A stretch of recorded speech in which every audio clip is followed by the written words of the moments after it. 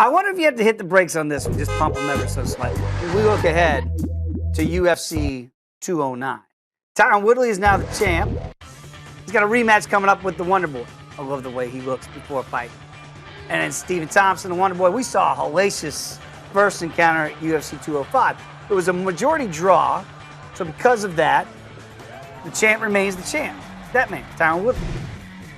When they meet again, because I didn't beat you, but it was a majority draw, does Woodley have the edge in the rematch over the Wonder Boy? Pump the brakes on that. Oh. I don't think Woodley has any edge because Stephen Wonderboy, in his head, he probably feel like he won that fight. No. Some people could have said that Stephen Wonderboy Thompson won that fight. It was a majority draw, so to speak. So it was very close fight. When I look at Stephen Wonderboy Thompson and the variety and the array of things that he can do in the octagon, he has to feel pretty good as long as he doesn't really get hit with that big right hand from Tyron Woodley. He has a great shot in this fight. So when they play again or when they have a rematch in the octagon, Wonderboy has to feel like, okay, I've been against him the first time. I've taken the best that he has to offer. Now, as long as I stick to my game plan and learn some of my lessons, make some adjustments, I have a real good shot. So I pose the question to you. I mean, what do you think? Why would Woodley have an advantage? I think if you're Woodley and now you feel like I'm the champ. Okay, I defended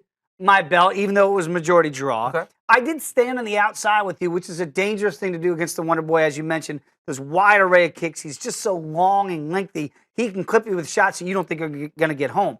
If I'm Woodley, I got to shoot. I got to get this thing down to the mat, right? And so I didn't really do that the first time. So I had to think, wow, I fought almost at a competitive disadvantage, fighting Wonder Boy style, and I still eked out a draw. So if I fight my style, yeah, I knocked out Robbie Lawler, and I got that big right hand now, but that's not where Tyron Woodley made his bread and butter for the majority of his career early on in his MMA days, back to Strikeforce and beyond. I got to shoot.